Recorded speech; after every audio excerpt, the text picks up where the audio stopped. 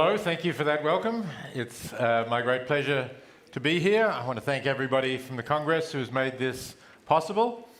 And I'm excited to talk to you about effective altruism. So first, let's say, what is effective altruism? Effective altruism is an exciting new movement, new 21st century movement, maybe got going about 2008, 2009. And it's both a social movement and a philosophy in the sense of a way of living, a set of values that guide how you might live. So one of the important things is, what the movement is doing is to try to promote the use of evidence and reason to work out what is the best way to make the world a better place. And how can you individually contribute to making the world a better place? And the movement is trying to encourage more people to make that one of their goals, one of their life goals. Not the only life goal, because we don't think that many people are saints who will dedicate everything they do to making the world a better place. But we think that it should be one of the goals that everybody has, that you want to have a positive impact on the world. But what do we mean by a positive impact? What makes the world better? Well, for that we need to think about values. And the effective altruism movement has some pretty basic values that I hope you would all want to share.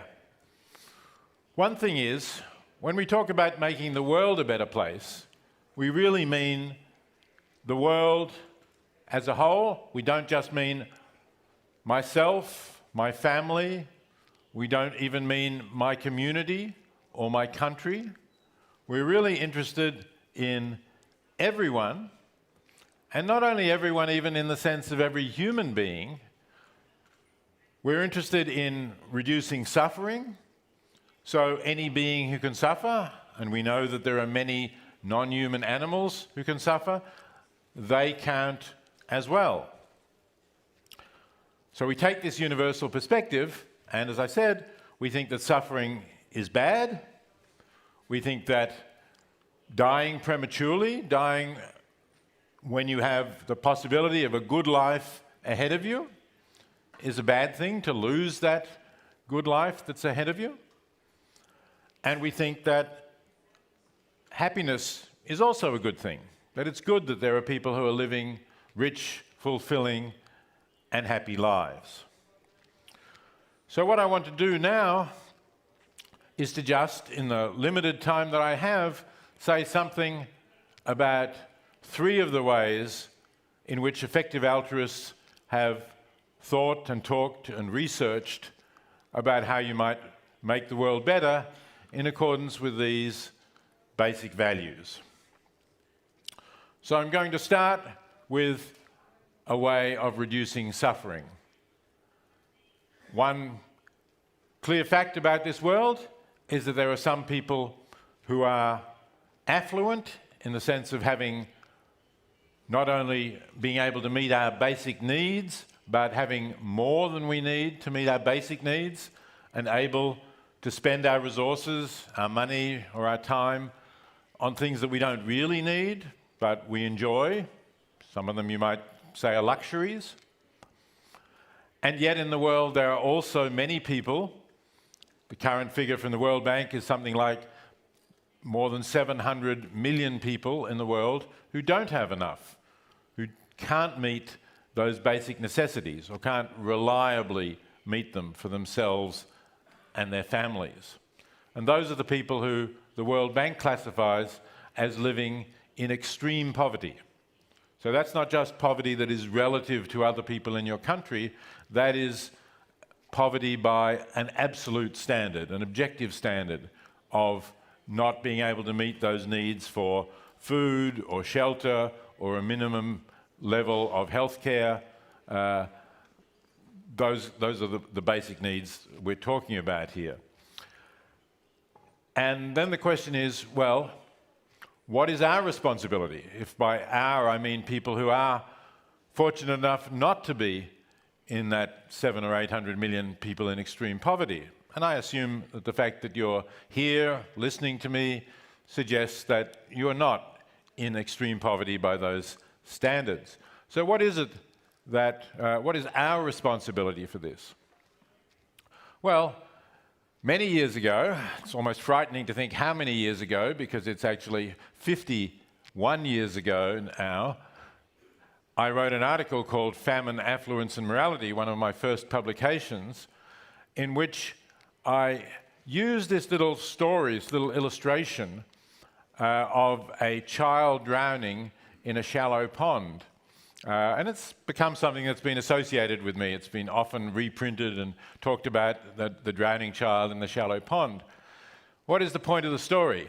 Well, the story asks you to imagine that you're walking past a pond, maybe in a park. You know that it's a shallow pond, but you see a small child who has fallen into this pond. And the pond, though shallow, and one in which you could easily stand, is too deep for this small child, and the child appears to be in danger of drowning. You look around, you say, this child must have someone looking after them. They're too small to be on their own. Must be parents or a babysitter. But you can't see anybody else around except you and the child. So what do? Your first thought, I hope, is, well, I must jump into the pond and pull out the child. But now imagine that you have another thought, less heroic. I'm wearing my best shoes. I got dressed today for some special event. Maybe I'm giving a talk and I put on nice shoes and decent clothes. And they're going to get ruined if I jump into that shallow, muddy pond, and I'm going to be up for some expense. I'm going to have to buy new ones, and they're quite expensive. So this child isn't really my child. It's not my responsibility. In fact, nobody even asked me to make sure that the child is okay. So what's it got to do with me? I'll just go on my way and forget that I ever saw this child, and I won't have to buy new shoes. Well, what would you think of a person like that? Not very much, I assume. I hope that you would think that it is a terrible person. That's an awful thing to do. Certainly a completely unethical person to put the expense of buying their new shoes ahead of a child's life. How could you do that? Well, if you've had that reaction, as I hope you've acknowledged that you might be responsible for not helping a child. You might be an unethical person for not helping to save a child's life, even though you're not responsible for the child being in that perilous situation. You're not related to the child in any way. It's just that you have the possibility of helping that child, of saving that child's life. Now, if you do think that, then maybe I have bad news for you. You are in that situation of the person with the child in front of them drowning in a pond. Because there are in the world today many children who are dying from preventable poverty-related causes. UNICEF, the United Nations Children's Fund, says that there are about 5 million children dying each year. That's the most recent figures. Now that number has been going down, fortunately, over the years. When I first published my book, The Life You Can Save, in 2009, that figure was 9.8 million. So it's almost half of what it was then. It's going down. But it's still obviously too much.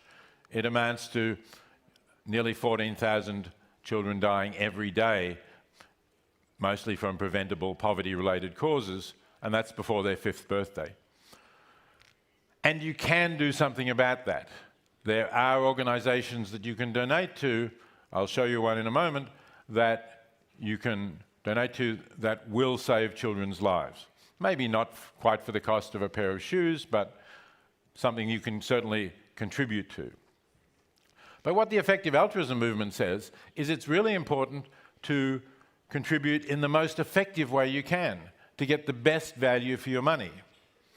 And this line of thinking owes a lot to this person, Toby Ord, who was a graduate student at Oxford in the early 2000s, and he'd actually read that article I mentioned of mine, Famine, Affluence and Morality, and was thinking, how much good could I do in the world? Assuming that I'm going to become an academic, a lecturer, or eventually a professor, how much will I earn, and how much could I donate, and how much good could that do?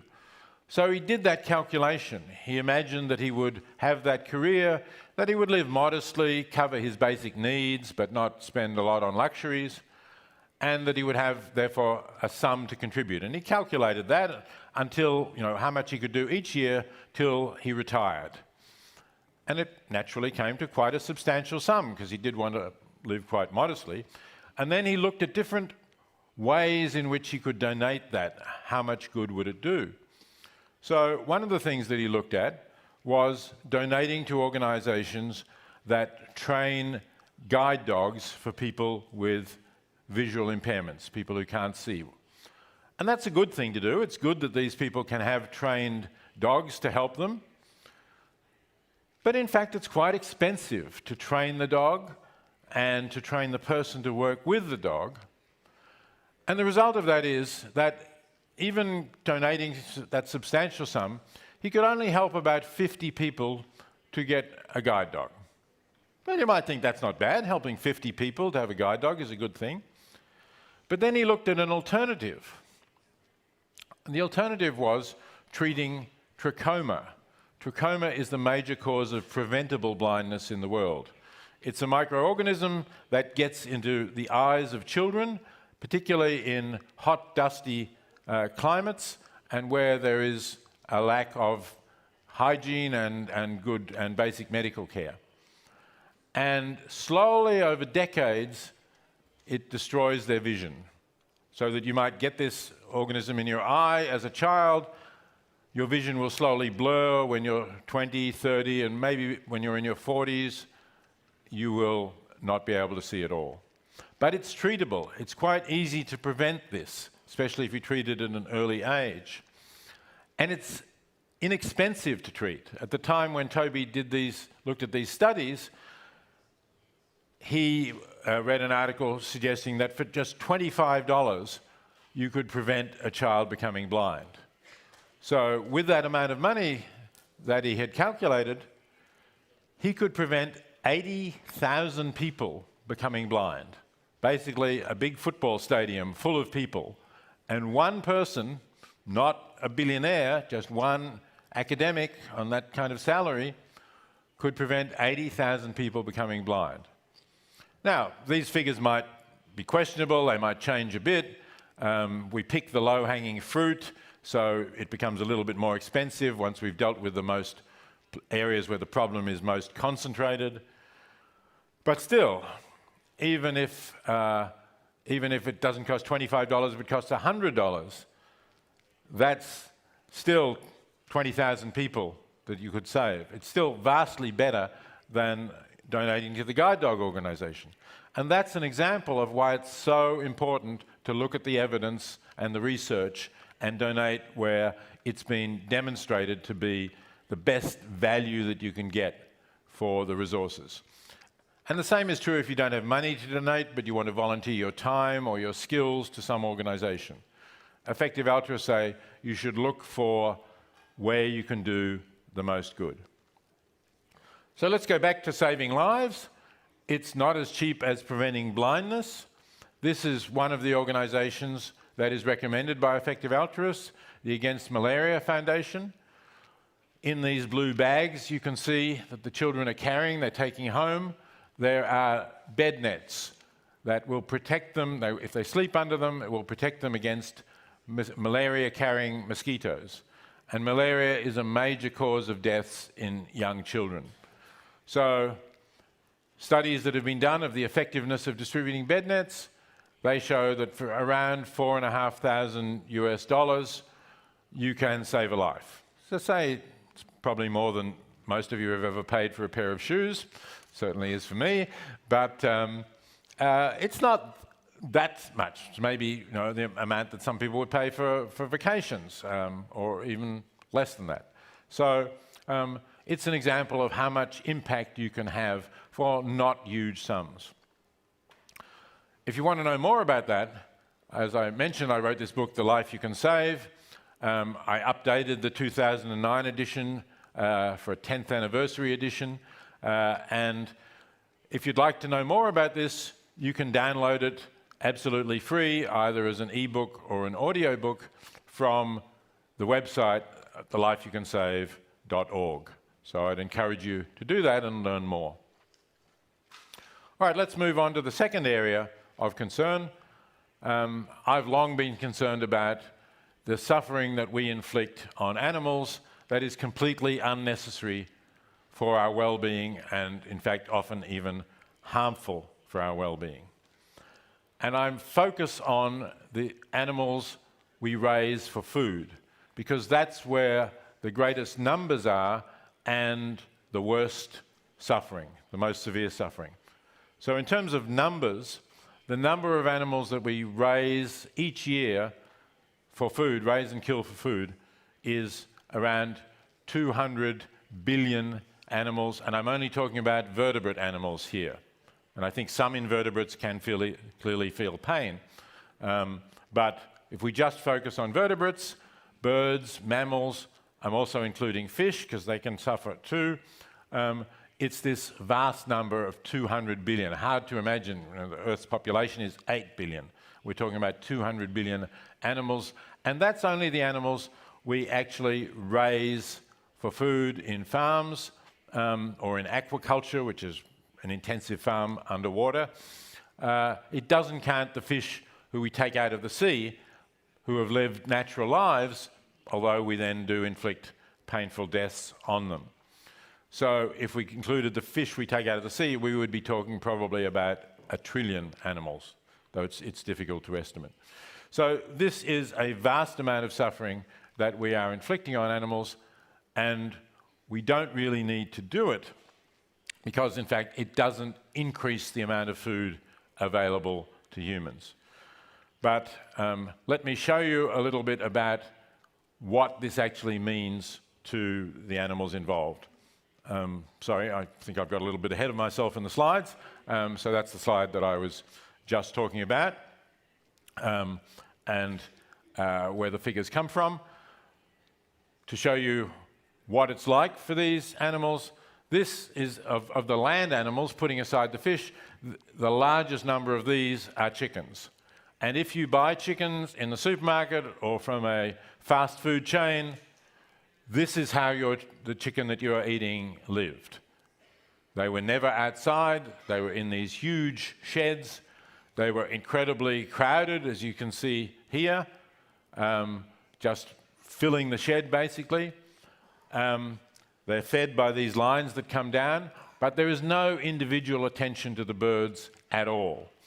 And they are bred to grow extremely fast, which they're very young birds. They're killed at about between 6 and 7 weeks of age. And the reason that I have this quote here from Professor John Webster, a veterinarian and founder of one of the largest centers to study animal welfare in the world, a reason I have this quote is he thinks that the suffering we inflict is not only the fact that they're so crowded and stressed from the crowding, but also that they are bred to grow very fast, to put on weight very fast. They're like enormously obese babies, and their legs are not mature enough, not strong enough to support their weight. So he says that they are in pain for at least the last 2 weeks of their lives because their legs can't really bear their weight properly. It's like forcing somebody with arthritis to stand up all day. And they are forced to stand up all day because what they're standing on is full of their droppings. And their droppings are alkaline, bird droppings are alkaline, and if you were to sit on them with bare skin and any moisture in your skin, you get a burn. You get a caustic burn in your legs. So it's not comfortable for them to stand, but they can't really sit down on that litter for long periods either. Let's look at how your eggs are produced. And here, this is a system of keeping hens in small wire cages to lay eggs. I'm showing you this because this is still the dominant system in Chile, unfortunately. It's prohibited in the European Union to keep hens across the entire European Union, also the United Kingdom, also the state of California, and quite a few other countries. These cages have been phased out or not legal, but unfortunately Chile is lagging behind in those animal welfare standards. If you're thinking of pig production, again, it's extremely intensive. The animals are very crowded. Despite pigs being intelligent, playful animals, it's extremely crowded, and the same kinds of things are happening. And again, this is quite standard here in Chile, this degree of crowding of pigs. Fish, also enormously crowded, and this is clearly stressful to many of the fish as well. Okay, I do need to move on a little faster. One of the things that effective altruists say about the way in which people respond to animal suffering is that we have a bias towards the animals who live with us and whom we love, basically cats and dogs. And that's what this slide shows. If you look at the slide, one slide is about where most of the suffering is, and in fact you can't even really see anything except farmed animals there. The big box is the factory farming. They're just small lines beneath that to represent the suffering of animals in laboratories, the suffering of animals in fur farms, and the sufferings of dogs and cats. It's extremely small compared to this vast mass of suffering of farmed animals. But if you look at the other chart, what it shows is where the money goes. And here the biggest box is the money goes to organisations helping stray dogs and cats and abused dogs and cats, basically shelter organisations. And it's a very small part of it, again down the bottom in that little strip, that goes to animals combating the suffering of farmed animals. So it's completely disproportionate, and if we want to be effective in what we're doing to reduce animal suffering, we should be donating to the animals to the organisations that are helping farmed animals. And again, if you want more details on that, you can go to animalcharityevaluators.org, where they compare and evaluate different organisations helping animals, just as the Life You Can Save, the organisation I mentioned before, helps you to find the most effective organisations working to prevent extreme poverty.